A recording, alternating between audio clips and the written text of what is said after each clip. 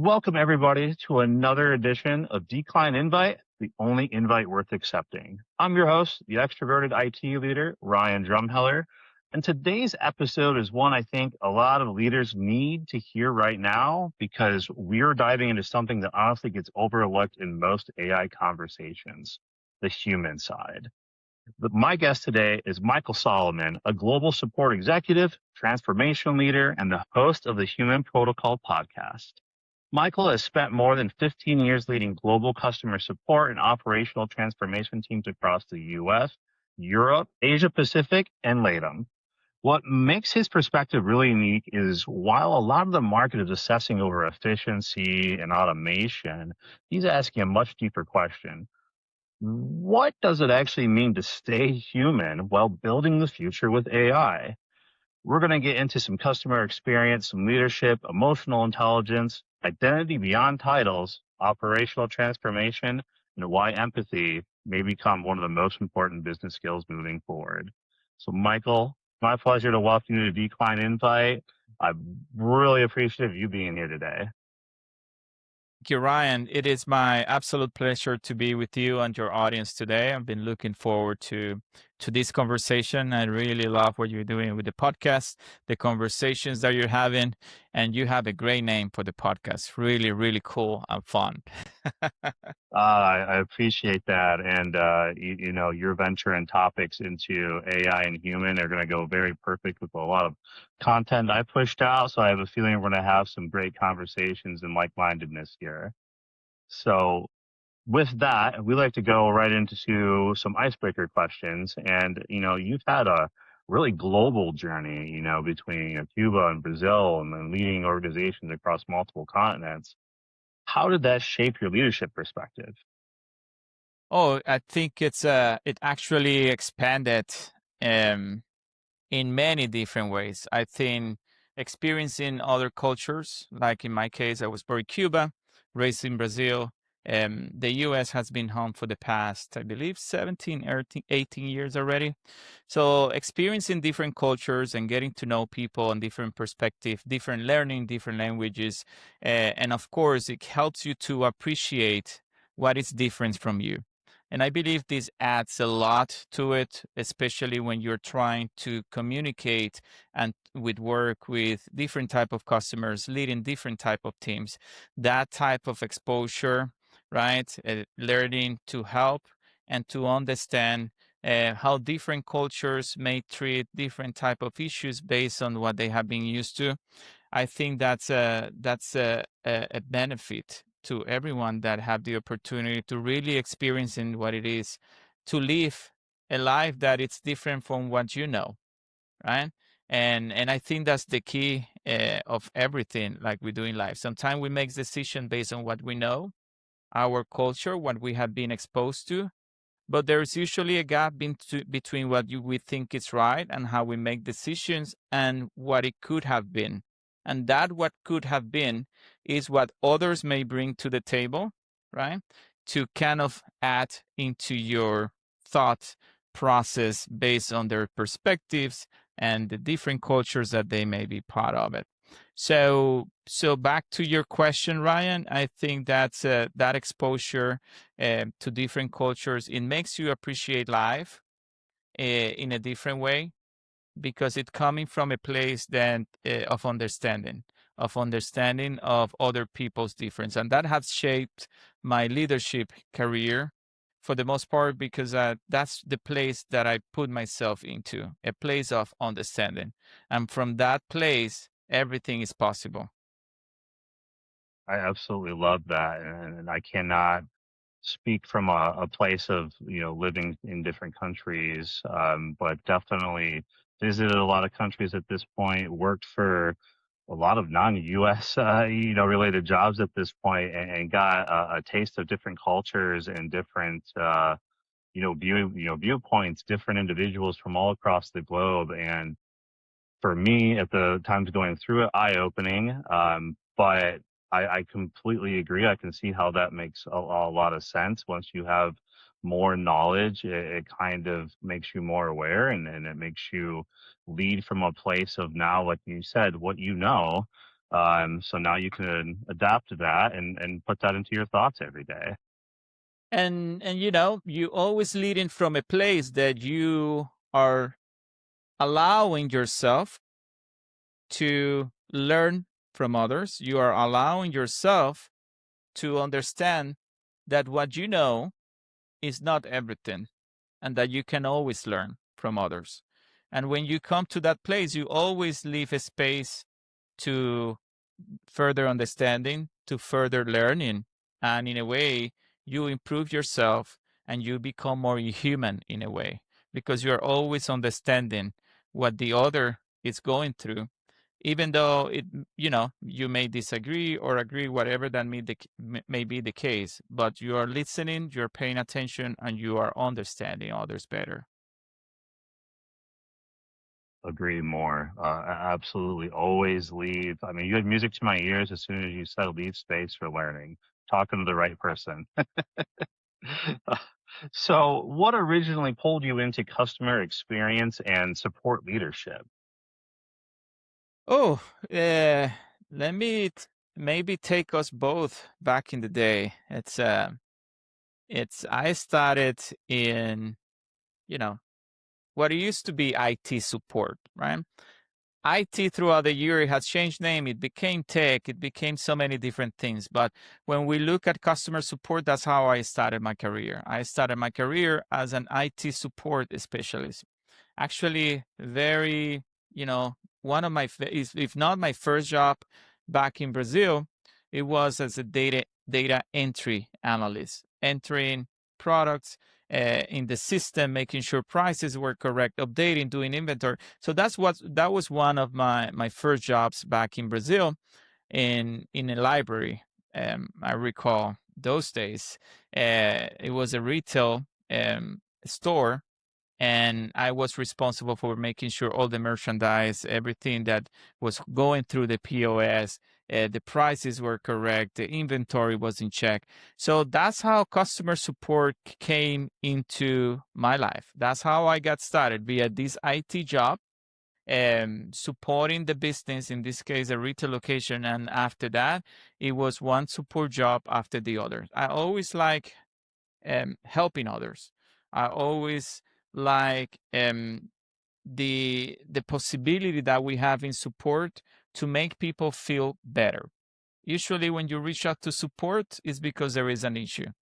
And if there is an issue, if your customer is the business or it's an actual customer, at the end of the day, those are your customers. And however you can make someone feel better because you help them fix an issue, it's something that makes you feel better. So that's how customer support came to my life. That's how I started loving it as a profession, and that's how I stayed on it throughout the year. I went through different IC related customer support roles. I've been very technical. I've done software deployment. I've been on the very technical side of support. And at some point, like many of us, and probably in your audience as well, you have to make a decision. What is it for me next? Is it IC because I want to be very technical, or is it leadership because I want to get the best out of others? And that's where my passion towards leadership started, like 8 years ago. Um, when I made the decision, I want to be the best leader I can be for my people and my team. I want to be that leader that sits in the middle and can help our teams to be successful, right? While leveraging all my technical skills and knowledge that I had. So that's how I pivoted 8 years ago towards leadership, Ryan.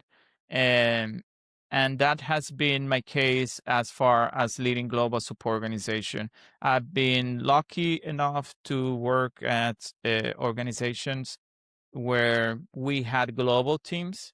And that's how my passion about leading and working with global teams comes into place. And since then, that has been my passion. Today, I'm at the global support organization at the company I work for, leading global support teams across multiple time zones. And this is my passion. This is really who I am. No, I absolutely love that. And, everything you described in your earlier questions, you're able to funnel that right into this role.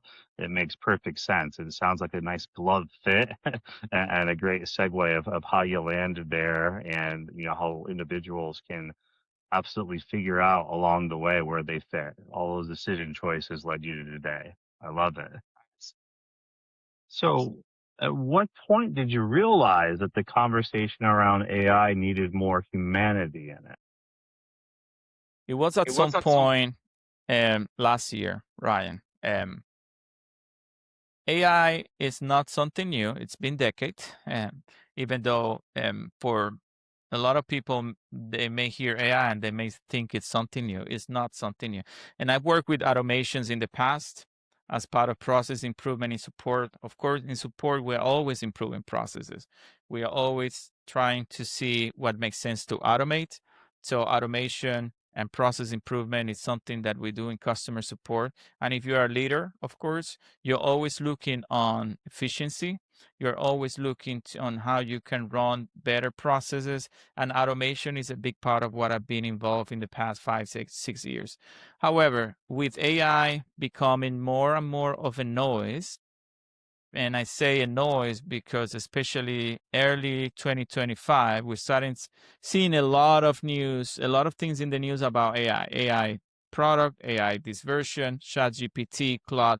This version is better than the previous one. This other version, layoffs in tech companies. So a lot of the noise about AI, which I think it's still a lot, was missing a fundamental aspect of this conversation, which is us human beings that are going to be the one transforming, evolving with the help of AI in the future. And there was not a lot of conversation around our humanity and how we're going to transition into this new future, whatever that's going to be.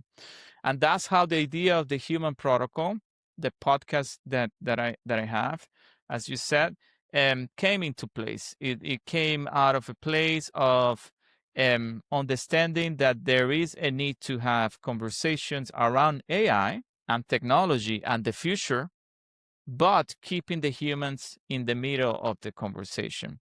And that's my mission. It's really to amplify voices that are working with AI that can talk about what the future may be or may not be, but keeping us in the middle of the conversation. At the end of the day, technology should not dictate the future.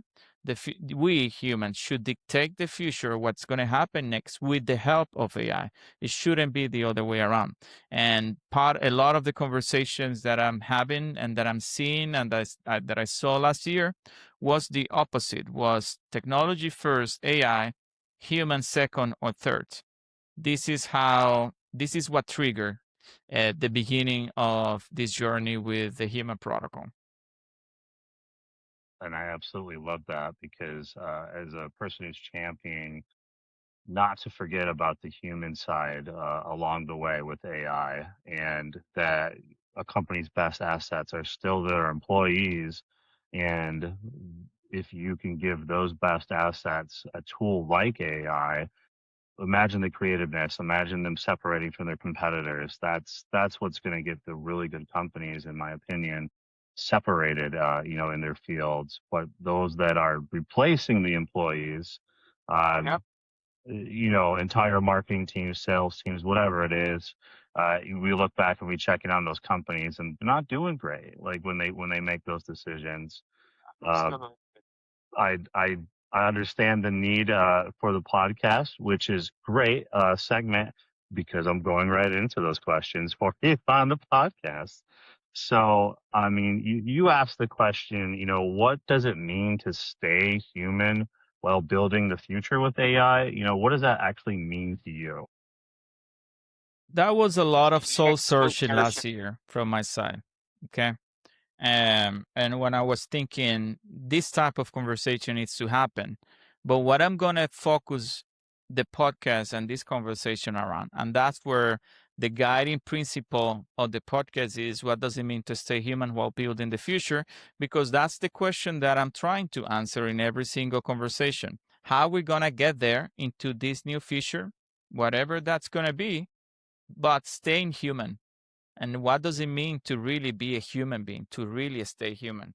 And it was, Ryan, because we need to remember that the technology should serve humanity. It should not be the other way around. And we're still seeing a lot of this conversation around the technology and the tool that it is, AI, and not a lot about what is it for us human beings, right?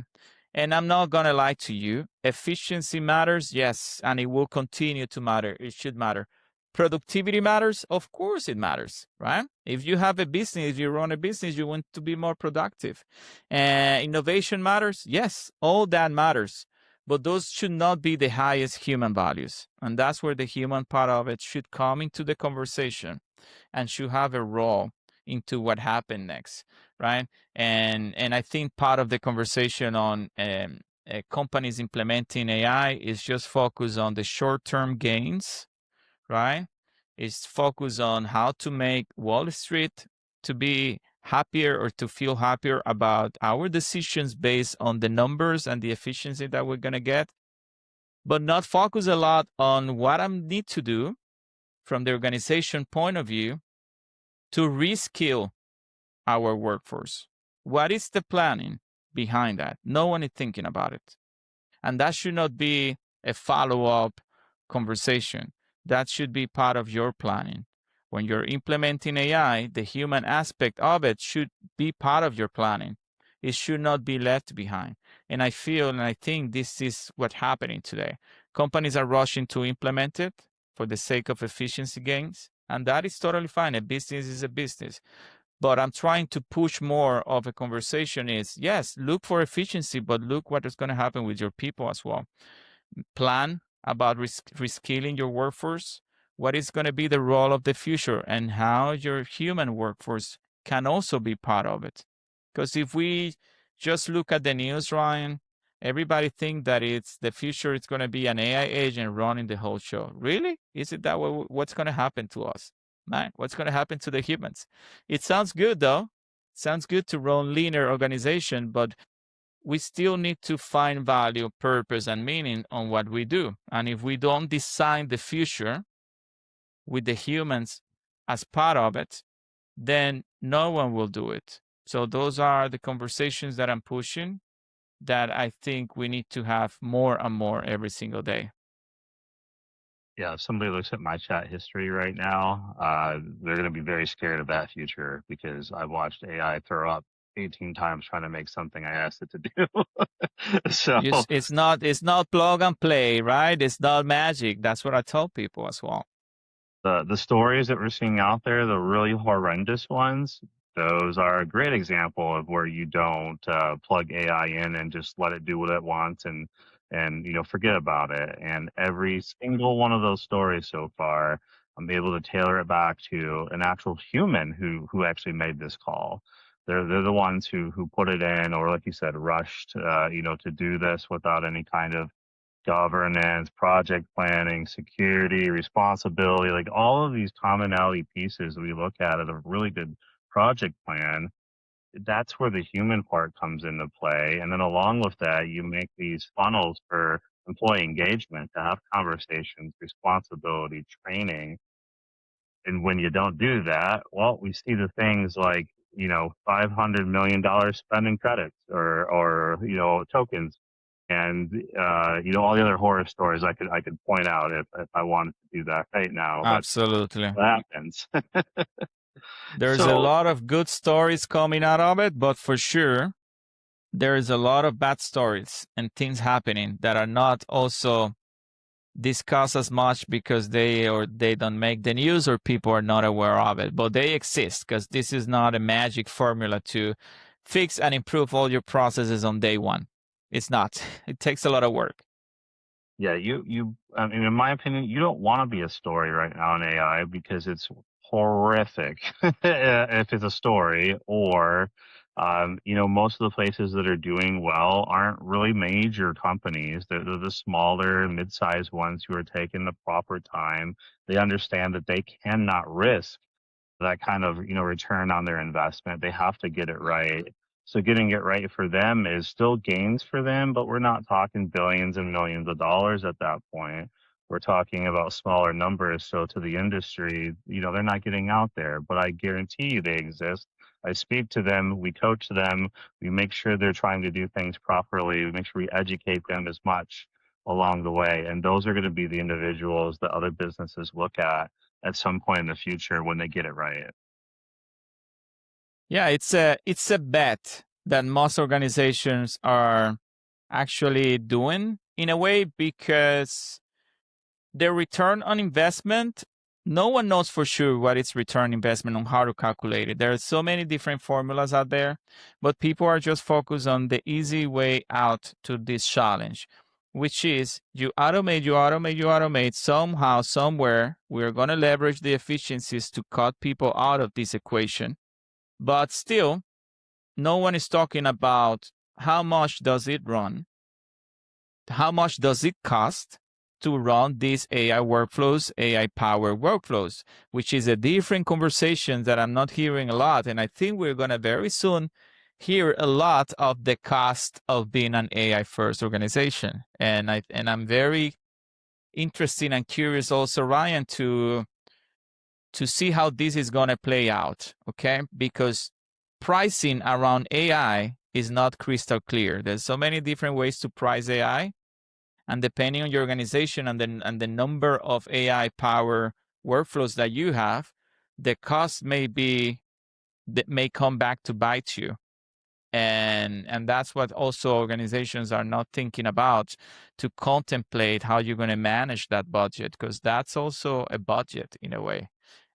You may not be maybe managing the cost of people on your P&L, but the cost of AI will be there. Yeah, the cost of AI, I think, like you said, right now everybody's rushing, so it's not as worrisome. It's not as focused. In time, yeah, it's going to be just like everything else, where you have Yeah. to manage that along with everything. The other scary thing I would throw in there is if you're not planning properly and you're going into bed with one tool, what happens when they change those prices? What happens when they have all of your data, right? Like there's a lot of questions around, what to do. And that's why this is a technology, this is a tool, and this should be managed as any technology that we manage today. There will be costs, there will be change in ownerships, who knows, some pricing and structure.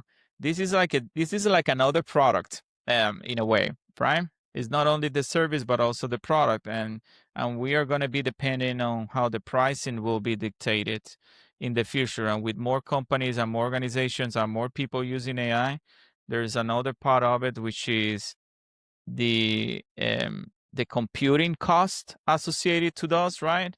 And how these companies needs power and data centers to power their operations. And the more people, the more data centers. So it's like a race that we see today being played by countries, by companies, and no one wants to lose it, around data centers, because at the end of the day, this is a computer and you need power.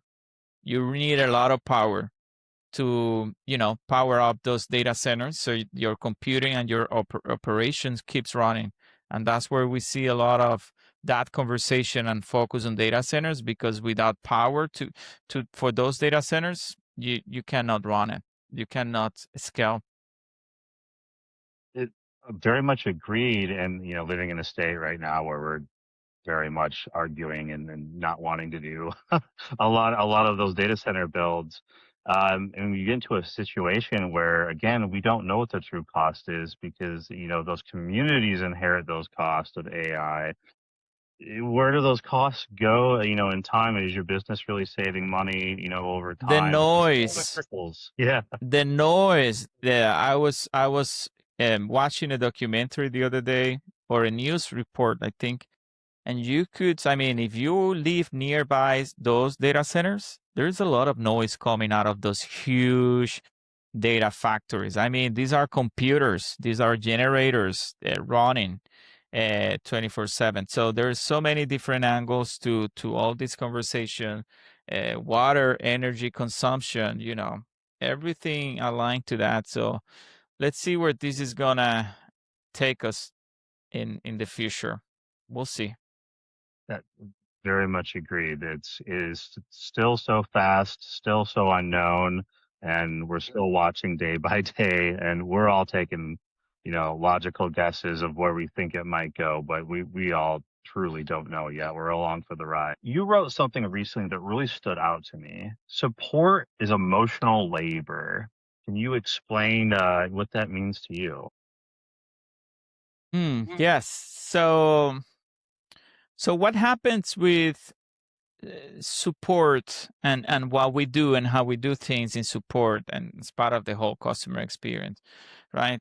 It's we really care for people, right? What we do, it's a lot of working and appreciating and understanding where our customers are coming from, and that's where the emotional part of it and the empathy of being in support comes into play. And I think that's what's going to be that's what's going to be most important in the future, right? Our customers at some point will probably get tired to talking to a chatbot, not getting what they need. And that premium support, which is you talk to a human being, that will continue to be there because this is our ability to connect to each other. This is what we do as human beings, right? And the emotional part of it is really making sure that we continue to connect, we continue to understand and put on ourselves in our customer shoes in a way that we understand where they are, and we do everything we can to really fix and help them, fix their issues and help them the best we can.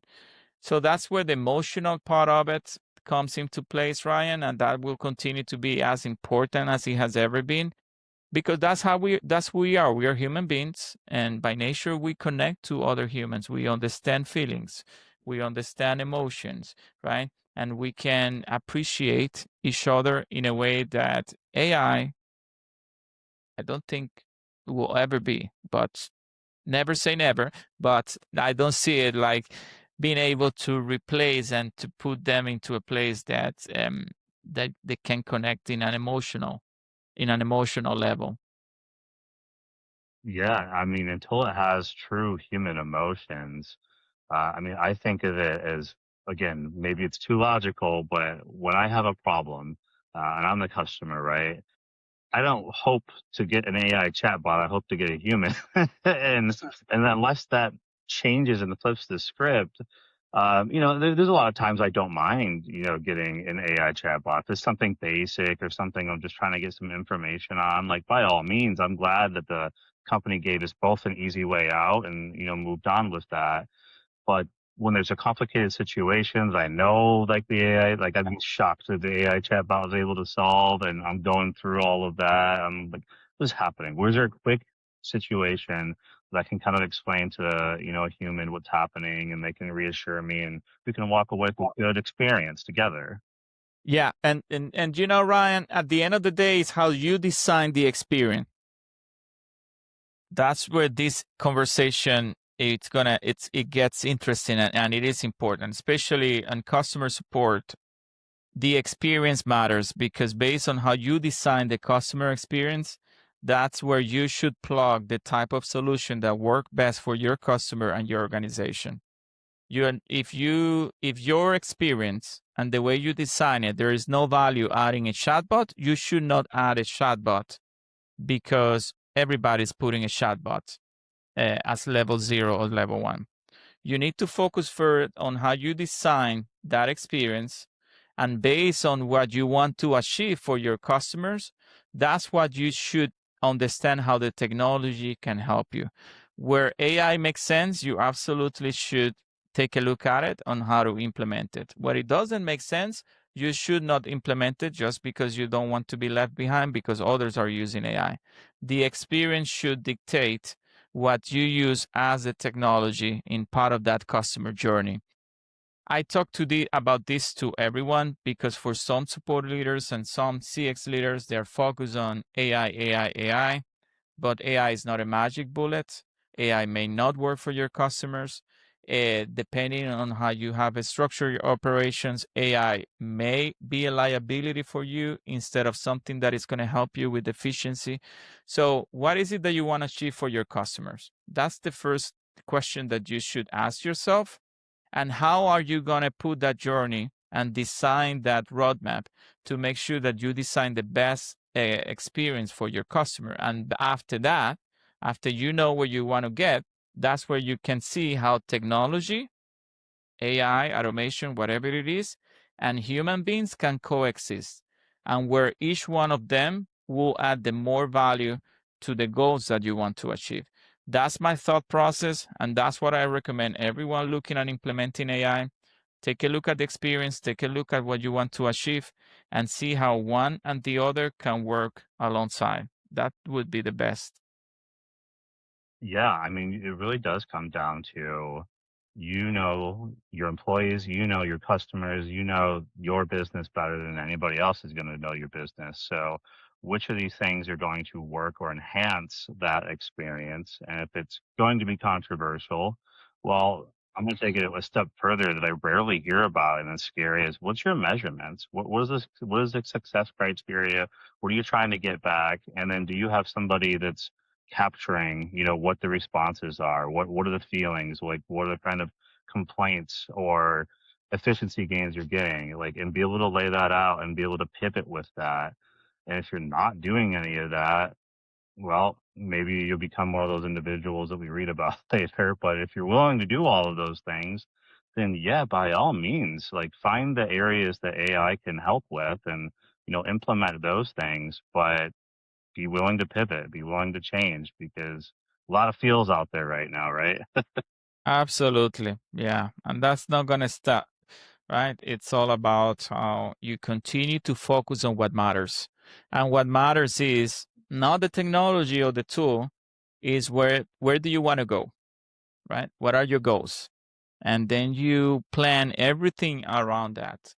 That's really should be the starting point, not the technology, but where do you want to go? What do you want to achieve? What it should be. Yes. So what are you seeing with, how AI is reshaping customer support right now? I'm sure there's some good, some bad, but what kind of things are you seeing in that space? For example, in my world, Ryan, depending on where the support organization is, there are support organizations that are more mature than others, of course. And that's where you may see different use cases for AI. There are some support organizations that they are leveraging chatbots as a level zero, level one support to answer uh, some queries, basic queries or repetitive queries. There's the value there. Instead of having a human being repeating the same fix or the same answer over and over again, why don't we use their time to more valuable tasks or more valuable issues where they can really add value to our customers? So that's where you see some chatbots and initial automated workflows make sense in some organization. And that's where the automating the routine escalations comes into place, right? That is kind of the first step. It's automating what is routine, what is repetitive, and AI is good at that. It's like a script. You tell AI, this is what you're going to do. These are the answers. This is your knowledge base. This is what you're going to be making decisions based on. Again, it's not magic. I hope everyone listening understand that you still need humans in the loop to make sure AI is doing what it's supposed to be doing. AI hallucinates, provide wrong answers. That's a continuous and ongoing improvement project. And that's how you should treat this. Okay. This is not plug and play and forget about it. This is plug it, fix it, plug it, improve it, plug it, check. And you continue repeating until it gets better, it gets better, it gets better. But that's why humans in the loop, it's extremely important because we need to be part of this conversation. And this is how we also make sure that AI is delivering the solutions that you expect and the quality of the answer that you expect for your customers. And the benefits of that, Ryan, is being honest with you. AI or a chatbot or an automated workflows work 24/7. Okay. So for organizations, we are able to provide 24/7 support in some cases by leveraging AI. And our customers should be getting faster responses because of this. Right? You don't have to wait for human beings to wake up. If I have a question at night, the chatbot may be able to help me. And the second part of it, and I think more kind of importantly, it's really giving organizations the visibility into patterns. And this is where the value and the conversation in support and customer experience should be taken next. Okay, now we're leveraging the technology, improving, being more efficient, providing faster response. Where is the actual value of AI? From my point of view, is in detecting patterns. In the past, all the way until now, most probably, on the support side at least, or customer experience, we have been very focused on improving metrics, looking at the data, being faster, improving where we can, being more efficient. To my opinion, the next level of this is really detecting patterns. We consume so much data throughout the day, and human beings, we have limitations, right? Maybe we cannot consume data as fast. Maybe no, we cannot consume data as fast as AI probably can. And for the most part, we're probably not going to be able to detect patterns that a more advanced mathematical, logical AI could and can. And this is where the value comes into. And that's what my focus is, Ned, is in how can we use and leverage AI to detect patterns that we have never been able to detect in the past, and to do that at a scale, right? Because this is what the real opportunity is, to really understand why our customers need support in the first place. Fixing a problem, it's good. Fixing a problem as quick as possible is great. Eradicating the need for our customer to come to support because we found the root cause and we eradicate it, that's what our customer wants. That's what they deserve. And that's why I think AI will be extremely helpful, especially in the support world, to really detect those patterns and we take action on those so we can continue to improve the overall customer experience, because this is an opportunity. We have to really focus, Ryan, on something that is more valuable, and I'm very excited about this because this is what support should be doing. This is what we should be focusing our energy on. Yeah, I mean, the pattern recognition, especially when we're talking about a support angle, I mean, we as a human might not, put that together as quickly as a machine at this point. AI at this point is able to say, hey, across everybody, before you guys have had a chance to even talk to each other, we've identified this same issue 7 times or whatever it is. That's so valuable at that point. Speed, time, all of those things to solve that problem for your customer. And I can also say I was talking to a CEO recently who described a situation kind of like that, where AI told them of a problem that it had identified 2 separate times, and they were baffled, like happy, but then they were like, it's still early. Like they're still trying to figure out what they would do, how they're going to adapt to it. And like that kind of told me that kind of where we're at with AI is, like, they were so happy, but at the same time they're like, okay, how do we move with this now and do something with it? And many organizations, that's where they are, Ryan, is, oh my God, I know I need to do something, I don't know how. The why for most organization is there.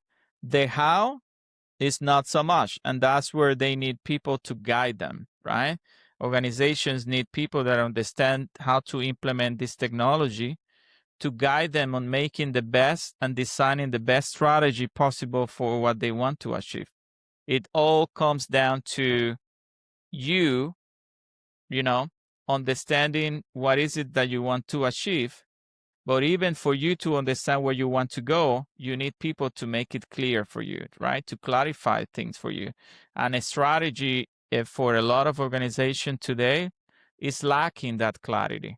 If you don't know where you want to go, because you don't understand what the technology can do, then that's a problem. You start making decisions without really making sure that you put in place medium and long term strategies that will get you there. So leaders, they don't need to be technical, but I think C-level, a lot of C-level C-suite leaders, I don't think they understand AI because they're not techie and they don't need to understand it, but they need at least to work with someone that help them making things clear for them so they can put a roadmap on how they can leverage and how they should leverage AI in the organization.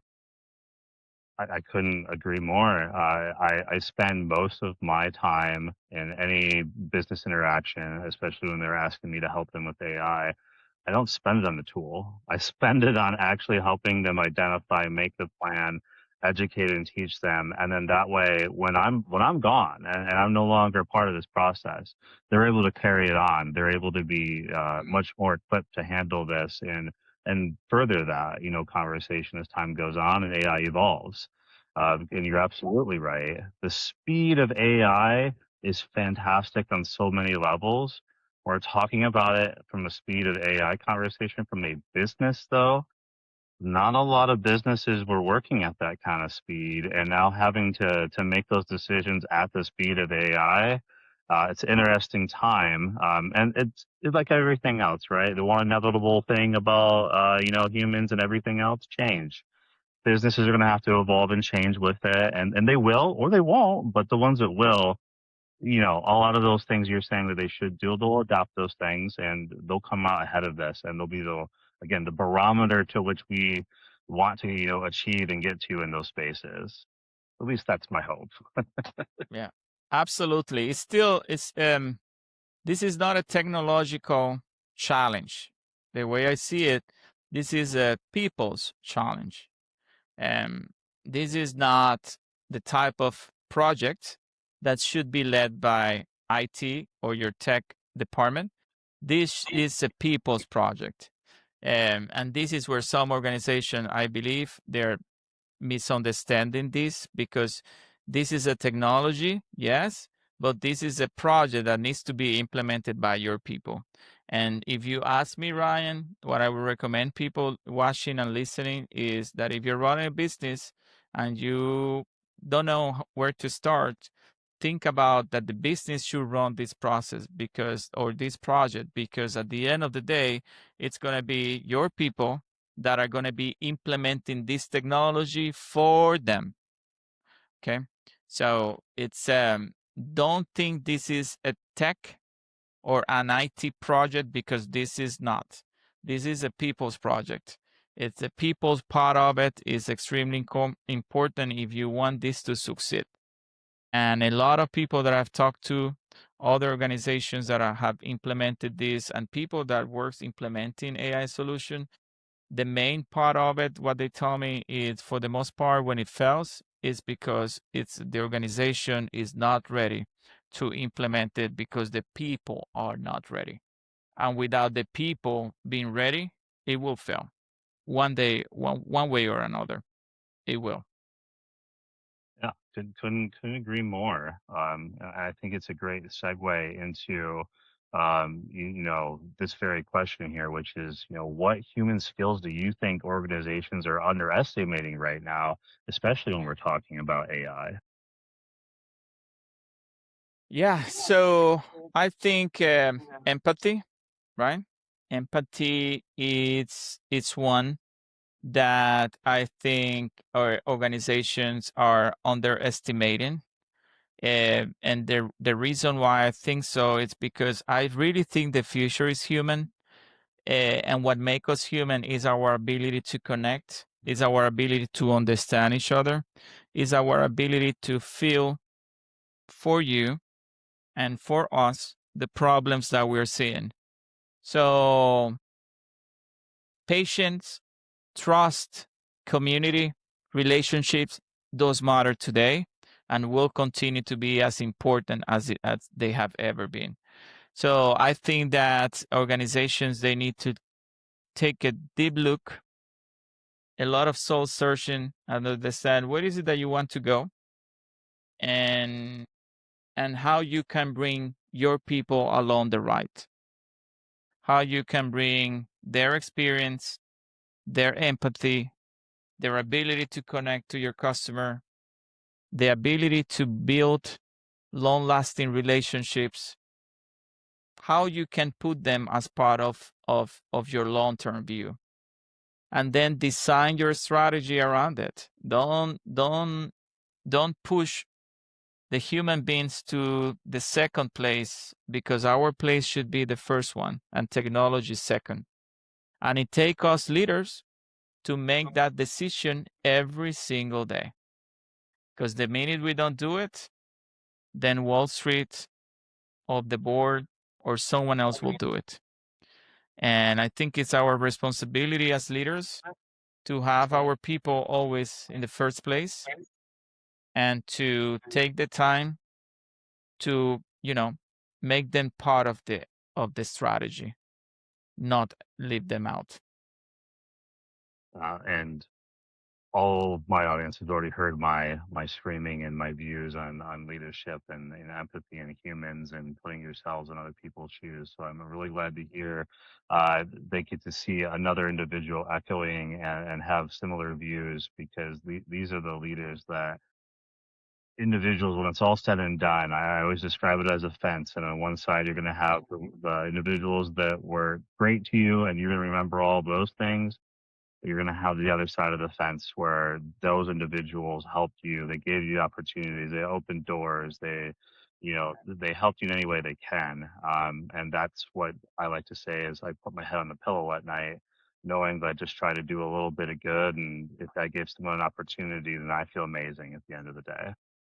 Yeah, and for business owners, founders, leaders watching us today, it's like, yes, we live in a very fast-paced world. We move fast. But something I also learned in my life is like, sometimes moving a little bit slower really allow us to build something that lasts longer. Speed doesn't always translate to something that will last longer time. So with all this conversation and with all this AI frenzy and everything that you hear in the news, sometimes it's good to take a step back. Sometimes going faster won't take you where you want to get next faster. So sometimes slowing things a little bit down and taking the time to understand things a little bit better will allow you to make better decisions that most probably should, allow your business to thrive because of better decisions that you made. So we only need one run AI answer or AI executed process to take the customer out of your door. And once the customer is out, this is what I tell everyone, they're never going to get back. So everything that we can do to make sure that you are implementing these solutions in a way that it is important, it is responsible, and that you still keep your people in the middle of this conversation, that should be the way to move things forward. Didn't disagree. The customer's with you now, make sure they stay with you. Uh, So we're getting towards the end here. I want to make sure that I'm obviously respectful of your time, because we can keep having a conversation all day. From my perspective, we I think won't. so, yes. We want today for sure. We won't do that. But what do you think is the most important lesson the support teams can teach businesses? Caring for your customer, understanding where they're coming from, where they want to go next. This is the very basic and one of the most important things that you can do for your customers. So if you are in support, if you are in customer experience, what you do should be always trying to achieve something that your customers think will add value to their journey with you. So if I can give a recommendation to anyone looking to implement AI or any technology or changing processes within support, is what you have in mind, make sure that you do it thinking on your teams and your customers. If you are able to bring them both and make sure that it's a win-win for both, then you're probably going to be delivering value in the very near future. So that would be my piece of advice. Absolutely love it. I mean, you're the closest, to those actual customers outside of the sales, right? That you're part of the journey. So with that, what does success look like for you today? Success, yeah, it's a very good question. I think it depends on where we put the focus on. But success for me, if you ask me, Mykel, the person, the human, the professional, success for me means helping others and having this opportunity to wake up every day and helping someone to be better, helping someone to have a better day, so helping someone to with clarity on how things may move next. And success may be someone allowing me to be part of their lives. And success for me is everything that I can find myself valuable and that really teaches me something. In every human interaction, I learn, and that's what I take as success in my life, right? I really like to be able to add something positive to people's life. And that makes me a better human being because in this exchange of energy, including this conversation that we're having today, Ryan, it's I'm learning from you, and that's something that makes me feel successful in a way. I love it. As somebody who always says, just try to put a little bit of good out in the world every single day and watch it add up. You couldn't have walked a similar path as I absolutely love. And I'm loving defining more of those individuals because the more we find, the more We chances we need have. more. Yeah, We we need have more of those for sure. more chances we have to actually make the difference and change the world. Yeah, So especially if we want to keep this world as human as possible, right? as human as possible. So, Mykel, that was one of the most important conversations I've had around AI because it focused, really no focus on tools themselves and more on the human impact underneath all of it. So for everybody listening, where can they connect with you, hear more, anything you got going on? Yeah, absolutely. And one more time, Ryan, thanks for allowing me to have this conversation with you and your audience today. It has been a real pleasure to be with you.